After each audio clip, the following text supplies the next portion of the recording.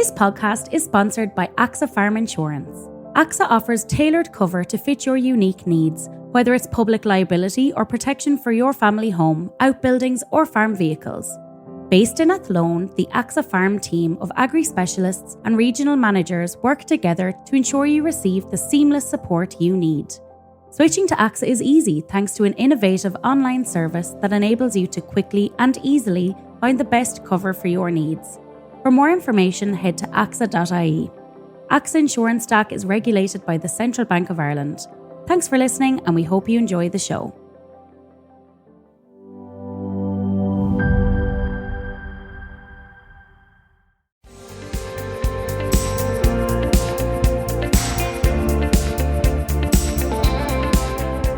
Hello and welcome to the Farming Week, the podcast brought to you by Agriland and AXA, keeping you up to date with all the latest in Irish agriculture.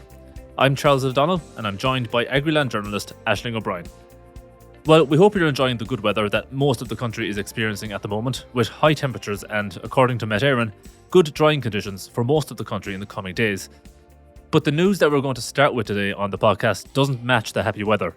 I'm talking about the issue of bovine TB. If you've been reading Agriland and listening to the Farming Week in recent months, you'll know that the sense of urgency in tackling the increasing rates of TB is really picking up on a government level. The issue was discussed in detail at the Joint Oireachtas Committee on Agriculture and Food this week, with some stark figures presented on the future potential cost of the spiralling TB rates into the future. Aisling, can you tell us what was said? Yes, Charles. Appearing before the committee this week from the Department of Agriculture, Food and the Marine were Conor O'Mahony and Damien Barrett. Now, Damien Barrett is a Senior Superintendent Veterinary Inspector with the department, and Conor O'Mahony is a Principal Officer with the department. Now, the committee heard that as of June 8th of this year, 6,458 herds have suffered a TB breakdown in the past 12 months. That's compared to a figure of 5,217 in the same period last year. Now, there's also been, as we've been reporting here on the Farming Week, a substantial increase in the number of reactors. And the latest figures we got is that 42,970 reactors were disclosed in the last 12 months in comparison to 31,797 in the previous 12-month period. That's an increase of 35%. Now, in addition to that, almost 10 million tests were carried out as of June 8th, 2025, compared to around 9.9 million tests in the same period in 2024. So the officials from the department, they couldn't provide a clear timeline yet, Charles, for new TB control plans, or when the minister has been talking about these new proposals, maybe to overhaul the eradication program that we have in place. No firm time frame was put forward for that at the moment. The meeting, as you did say, it did allude to the issue of costs of the eradication programme, and the department confirmed that the overall cost to the Exchequer of the National TB Eradication Programme, excluding staff costs, has increased from 57 million in 2023 to over 100 million last year. And it's on track to increase further this year. Here is an exchange between Fianna Fáil, Carlo Kilkenny TD, Peter Chap-Clear and Conor O'Mahony, the Principal Officer at the Department of Agriculture. What's the forecast cost for 25? What are you projected for 26? And what are you projected for 27? The outline in terms of timelines earlier, in terms of it's not going to be eradicated, what kind of financial costs do we envisage? Last question. So if I can answer that, Chairman. For the rest of this year, we will be expecting, at current disease levels, which were to maintain, approximately 130 million euros. 130 for this year. And next year? Again, continuing with existing current disease levels and existing controls, you will be talking 170, 180. And by 2030, last question, by 2030, 5 years' time, but in this, what are we looking at? We haven't estimated it in terms of financial cost. Thanks, Chair. Thank you. So as you heard there, Charles, in that exchange between Conor O'Mahony from the Department of Agriculture and TD Peter Chap-Clear, We are looking at a figure of about 130 odd million for this year, and based on the current existing disease levels and existing controls, next year that figure could reach between 170 and 180 million euros. So it's a really substantial cost, especially when you see that the figures are going in the wrong direction. Now, Conor O'Mahony said that the primary driver of the increased costs has been compensation due to increased disease levels. And he said that the quickest way that we can reduce the cost is to drive down disease levels. And the representatives from the department said, as I said, that they couldn't present any definitive timeline for the new measures around TB. And the department said that the new proposals, once agreed, would set out how the department and stakeholders alike could continue to engage on issues impacting TB levels in this country. And they did say that that will involve difficult choices. And that's something that we have heard before, Charles. You know, there's some interesting proposals and proposals that have raised some eyebrows amongst farmers in terms of how it might impact on them. But the department and farming organisations, I think, both agree that an overhaul is needed of what we're doing, and what we're doing at the moment is not working. Obviously, when you see the figures going in the wrong direction as well. And Michael Cronin, who's the chair of the TB 2030 Stakeholder Forum, he also attended the Oireachtas Committee this week. And in his written submission, he did say that the forum held a number of meetings at the end of 2024 and in February and March of this year in response to the increase in the disease around the country. And he said at the February meeting, it was agreed that there was an urgent requirement to set out new measures for inclusion in the TB programme to reduce levels of the disease in cattle. And he said that he had written to Minister for Agriculture Martin Hayden about this, and he explained that the forum had been going through the process of getting agreement on additional measures. But he did give the opinion in that letter that there was an urgent need for changes to the TB programme, but he said he did not believe that agreement on additional measures would be reached in the TB forum alone in the time frame required to address the continuing increase in disease levels out there. And since then, now the Minister, of course, has held a number of high-level meetings with farm organisations and department officials. And we are hearing that the deliberations are, and the outcome of those deliberations is meant to be, I suppose, announced shortly from the Minister. And the Minister himself actually did appear before the Oireachtas Committee on this issue this week as well, Charles. And he said that he cannot afford not to act, as he's putting together at the moment a very strong business case for his government colleagues, I suppose, particularly in the Department of Finance, the people who control the purse strings essentially, for extra TB funding. And he acknowledged that there is a substantial financial burden both on the Exchequer and on farmers already as a result of TB. And he says that he hopes to see progress in lowering TB rates in the years to come through the implementation of these new measures. But he said he will need more money to implement those. And that is what he is working on at the moment. So, as I said, Charles, no definitive timeline for these new TB measures, but we did learn a lot about costs and the trajectory of the disease, which is going in the wrong direction at the moment. We'll move on now. And since we spoke to you last week, we've had several milk price announcements, most of which have not exactly been what dairy farmers would have wanted to hear. Aisling, can you take us up to date on where milk prices stand at the moment across the processors? Yes, Charles. So of the processors that have made announcements while we're recording at this point on Thursday, the first announcement, which is normally the way with the milk price announcements, came from Lakeland Dairies. And they decided to leave their base price unchanged from April. But they did say that there would be a 0.5 cent a litre unconditional bonus paid on all litres supplied in May. So that means that there is a price of 49.25 cent a litre paid for milk in the Republic of Ireland based on 3.6% butterfat and 3.3% protein. And Lakeland said that that price is inclusive of that unconditional bonus as well as the sustainability incentive payment of 0.5 cent a litre as well. In the north, there'll be a price of 40.3 pence per litre paid on all milk supplied in May, which is inclusive of a 0.5 pence per litre unconditional bonus on all milk supplied in May, as well as that sustainability incentive payment as well. Now, looking to some of the other processors, Kerry Dairy Ireland announced a price of 50.03 cent a litre, including VAT, quality and sustainability bonuses. That compares to a Kerry Dairy Ireland milk price for April of 50.43 cent a litre. And based on Kerry Dairy Ireland's average milk solids for May, they said that the milk price return inclusive of VAT and quality and sustainability bonuses is 52.75 cent a litre. Now, the Dairy Gold Board confirmed a cut to its May quoted milk price of 1 cent a litre to 49 cent a litre based on standard constituents, inclusive of sustainability and quality payments and VAT. And the processor said that the May milk price equates to an average May Farmgate milk price of 53.4 cent a litre based on the average May milk solids achieved by Dairy Gold milk suppliers. Now, Tier said it will pay a total of 49.08 cent a litre, including VAT, for May creamery milk supplies. And the May milk price is down on the price that Tier paid for April creamery milk supplies, which stood at 50.08 cent a litre, including VAT. Now, Tier May milk price consists of a base price of 48.58 cent a litre, including VAT, and a sustainability action payment of half a cent a litre as well, including VAT.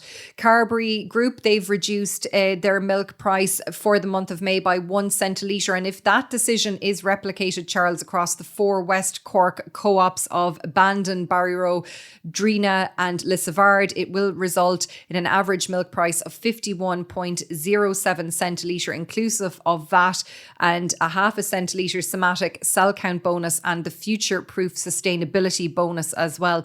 And this average milk price is a reduction on the 52.12 cent a litre average for April as well.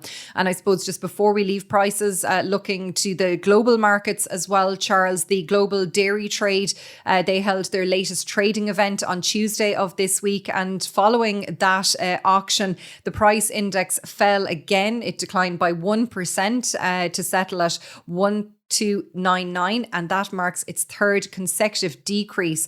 And you'd have to go back to May 6th for the last time there was an increase in the GDT. There was a 4.6% bounce in that. Some interesting commodity movement there in terms of butter and cheddar. They saw increases, decreases in the other commodities, but you can see a full breakdown on the Agriland website and app for that. Well, one sector we don't talk about too often is the poultry sector. The sector has recently come up, of course, in relation to bird flu, but the reason the sector is coming up in the news this week is quite different, but not positive news by any means, which is that the broiler sector, which raises chickens for meat, has been removed from the flat VAT rate for farmers. Aisling, this is a little bit complicated, but can you give us the gist of the decision from the Department of Finance? Yes, Charles, let's start by discussing the flat rate addition scheme itself. So this is a measure that compensates farmers who are not VAT registered for the VAT incurred by them on input costs used in the course of their farming activities. So this is achieved through the addition of a flat rate percentage, which currently stands at 5.1%, to the price charged by the farmer for their supplies to a VAT registered entity, such as maybe a meat processing business, or in the case of dairy farmers, a milk processor. So the use of this scheme for farmers is provided for under EU legislation.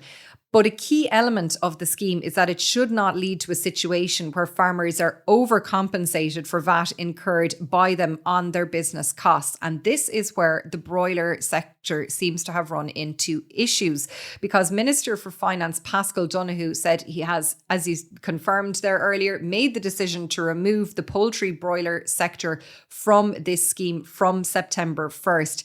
And the Department of Finance said the Minister has made this decision based on advice provided provided to him by the revenue commissioners and the department that overcompensation is occurring within the broiler sector. So there was an investigation in 2018, and the department said that revenue had determined that there was a significant amount of overcompensation occurring in the poultry sector through this scheme. And the matter then subsequently was re-examined over the past 18 months.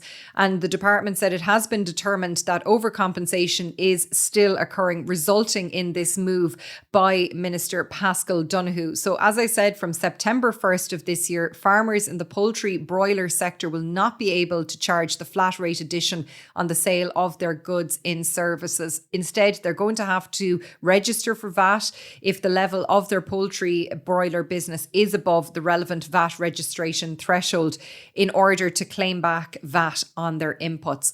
So this obviously has come in, for a lot of criticism from the farm organisations, in particularly the IFA, and the IFA's Poultry Committee Chair Nigel Sweetenham. He hit out at the decision to exclude broiler poultry farmers from the flat rate addition scheme. And he said that the minister's decision means that from September next, broiler poultry farmers can no longer apply this 5.1% VAT addition to their sales. And he said it's a massive blow to the sector, which is already under massive pressure due to very significant increases in production costs, some of which have been imposed by the government itself and its policies, according to Nigel Sweetenham. Now, he said the likely outcome of this move is that some broiler poultry farmers may well exit the sector. And he said it's also inevitable that the cost of chicken in supermarkets will have to increase, meaning that consumers out there will have to carry the cost of the minister's decision, according to Nigel Sweetenham. And he said that the decision to exclude a single sector from this scheme is unprecedented from an Irish perspective. And he said that the IFA had worked tirelessly to find a solution to this issue, and they had numerous engagements with the government, including the current and the former ministers for agriculture and for finance. And they've always stressed, he said, the lack of fairness at precluding the broiler poultry farmers from this scheme. And he said they also put forward some constructive alternative proposals for consideration. But he said these were not acted upon as well. And he said this all has come at a time when farmers are already under immense financial pressure. He did, as I said, point to the increase in costs and everything like that. And he said farmers actually, by coincidence and at the same time, have been actively seeking price increases, and they've been engaging with processors and retailers over recent weeks, and they continue to do so to recover rising input costs, he said. And poultry farmers, he said, cannot be expected to absorb a substantial cut in income imposed on them by the government. And it will be interesting to see, I suppose, I don't know if the minister is for turning, to use that phrase, Charles, on this, because it seems like this follows quite a lengthy investigation, and then a review of that investigation, in recent months. So a disappointment definitely for the poultry broiler farmers out there. And the IFA said it's going to continue to engage with the government on this issue. So we'll see where it goes from here. Changing sectors once more, moving over to the tillage sector. There was some positive news there this week relating to the Straw Incorporation Measure, or SIM, with Minister for Agriculture Martin Hayden announcing that all applicants will be accepted for 2025. Aisling, this news has been welcomed by the tillage sector, it seems.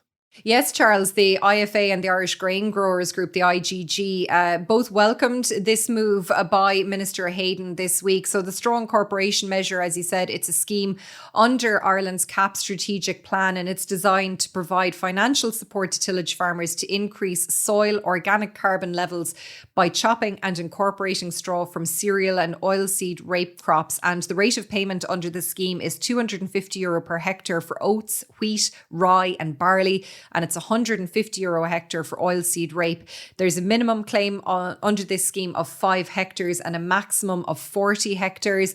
And the Department of Agriculture confirmed this week that it has received 3,057 applications for the scheme to date. Now, the crop area under the scheme, they did provide a breakdown, but there's over about 66,000 hectares of cereals and oilseed rape that have been submitted for chopping and incorporating this year. And the department noted that these figures represent the areas that have been applied for under the scheme, and that these will be higher, I suppose, than the final payable areas as well. Now, the minister said that the SIM has proven to be a very popular scheme. I suppose we remember last year when there was talk about the Straw Incorporation Measure not going ahead and the controversy that led to, Charles. So it is a very popular scheme out there. And he did say that it is giving tillage farmers an economic boost, and it's also ensuring an increase in carbon sequestration. And he said it shows the commitment of Irish farmers to the climate and the environment.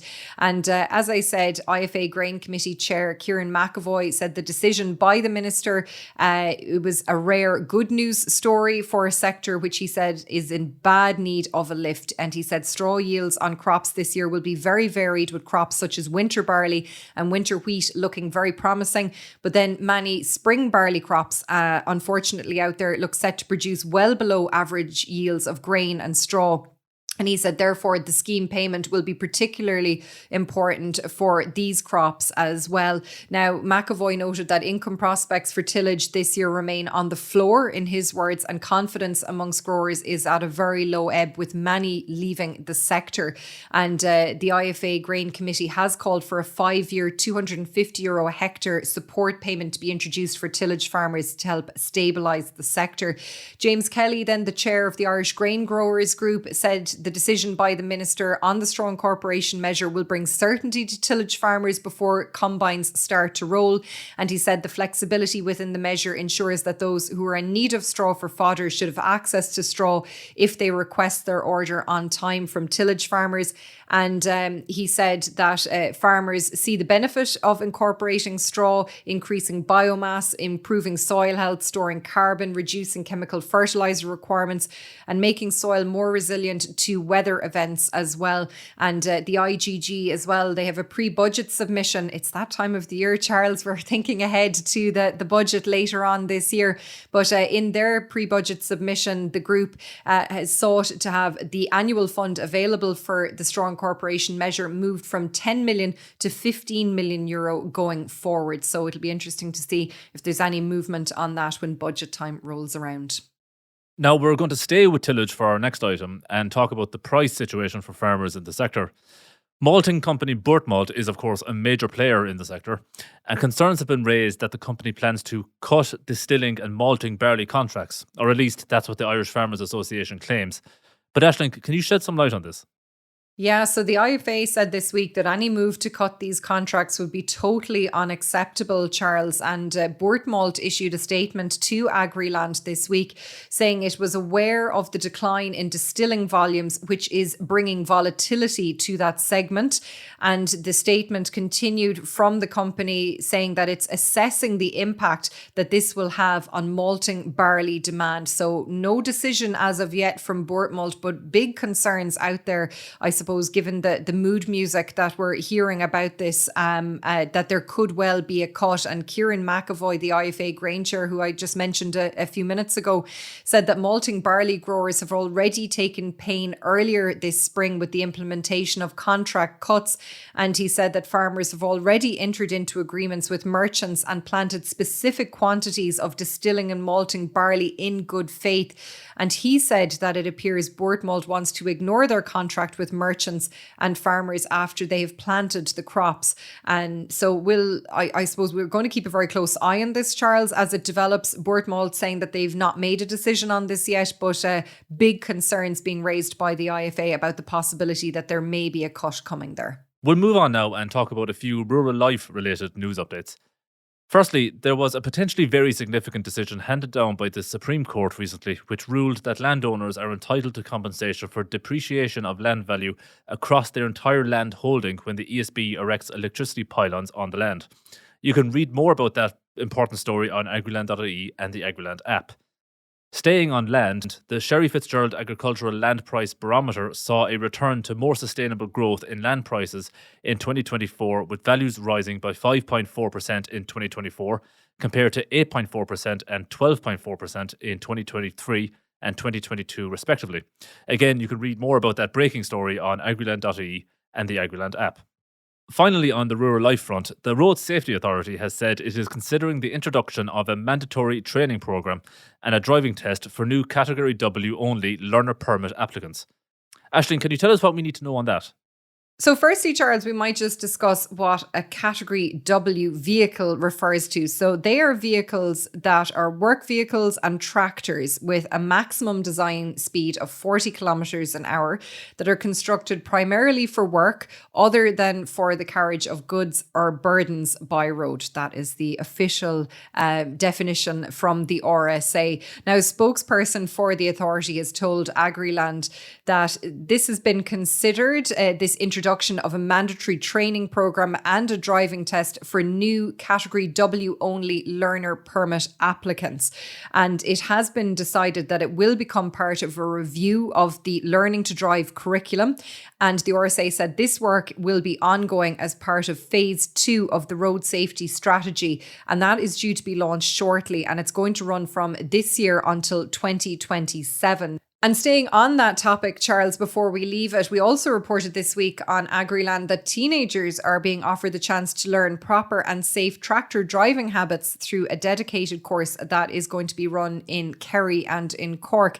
And hundreds of young people have actually completed the Safe Tractor Driving Skills course since it was developed around 15 years ago by the North East West Kerry Development Group. And John Dalton, he's a member of the Farm Family Committee of NEWKD. And he's the coordinator of the course. And he told us that the training has been expanded this year to include boys and girls aged from 14 to 17. And he said the reason that they do the course is they feel there's a lot of young people going out on tractors at a very young age and they don't have any idea of the safety aspects of driving a tractor. And the course not only teaches these important safe skills to teenagers when driving tractors, but it also includes some basic first aid training. And John Dalton made a really good point there that, you know, when it comes to an accident on the farm, you know, it's important that these young people will have some idea of how to handle it or maybe what to do. And he said when it comes to an accident on the farm, 5 minutes could mean an awful lot, which is a really good point. So it's another really important skill. So we have details of those one-day courses taking place from June 24th to July 18th, as I said, in March in Kerry and in Cork. And we were told that there are limited places. They only take 12 participants on each day there. But if there is demand, that maybe an extra date could be added to that. So if you are in that region, and John Dalton said that, you know, teenagers and their families have travelled from further afield than Kerry and Cork to attend these courses, if it is something you're interested in, you can look up the story in Agriland and you'll see the contact details there for North East West Kerry Development. Yeah, a very worthwhile initiative there, Aisling. But that's just about where we'll leave it for today. But just before we go, Aisling, you went on an interesting field trip recently. Do you want to briefly tell us a bit about it? Yeah, so we're starting a new series this week, Charles. It's a 2-part series called Behind the Big Mac. And as the name suggests, we're focusing on McDonald's and I suppose the importance of Irish beef when it comes to the supply chain for McDonald's. And we recently travelled to Waterford and Kilkenny to have a look, I suppose, at the supply chain from farm to fork, essentially. 1 in 5 hamburgers sold in McDonald's outlets across Europe is of Irish origin. I'm not sure if you realise that. And about 40,000 tonnes of Irish beef is bought by McDonald's every year. So it's quite a substantial customer for Irish beef farmers. So as part of this fact-finding mission, we went to the farm of John Phelan in Blancheville in County Kilkenny. We learned all about his store heifer to beef finishing system. And we also travelled to the Dawn Meats plant at Carroll's Cross in Waterford, which is the processor's dedicated McDonald's facility for the UK and Ireland. And every hour at that plant, Charles, 5.3 tonnes of beef is processed. So here is some of what you can expect from the series. It is very interesting, but behind the scenes look, as I said, behind the Big Mac and the burgers that we see in McDonald's restaurants. Have a listen. The beef that's processed here for the UK and Irish markets is the equivalent of about 47,000 quarter pounders an hour. And then we started supplying Dawn Meats with our beef, and then McDonald's came on board. They're obviously a customer of Dawn, and a lot of our stock are going that direction now. And that was just a taster of the Behind the Big Mac series, Charles. We've got some really fabulous video content as well from the farm in County Kilkenny and from that Dawn Meats plant in Waterford as well. So if you want to learn a little bit more about the McDonald's supply chain and the important role that Irish beef farmers play in it, you can check that out on our website and app now. Thanks, Aisling. And very finally, if you're socialising this weekend and want to test your friends' knowledge on agriculture, you can check out our article on what came up in this year's Leaving Cert Agricultural Science paper and see how you would have got on. But we'll leave it there. Please don't forget to rate, review and follow The Farming Week on Spotify, Apple Podcasts or wherever you get your podcasts. We'd love if you could spare some time to give us 5 stars and share The Farming Week with anyone you think might be interested. From Aisling and myself, enjoy the sun, stay sun safe and have a good weekend.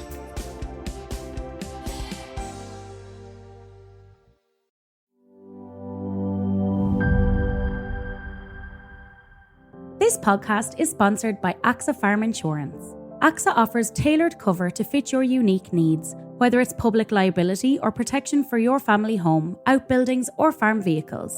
Based in Athlone, the AXA Farm team of agri-specialists and regional managers work together to ensure you receive the seamless support you need. Switching to AXA is easy thanks to an innovative online service that enables you to quickly and easily find the best cover for your needs. For more information, head to AXA.ie. AXA Insurance Stack is regulated by the Central Bank of Ireland.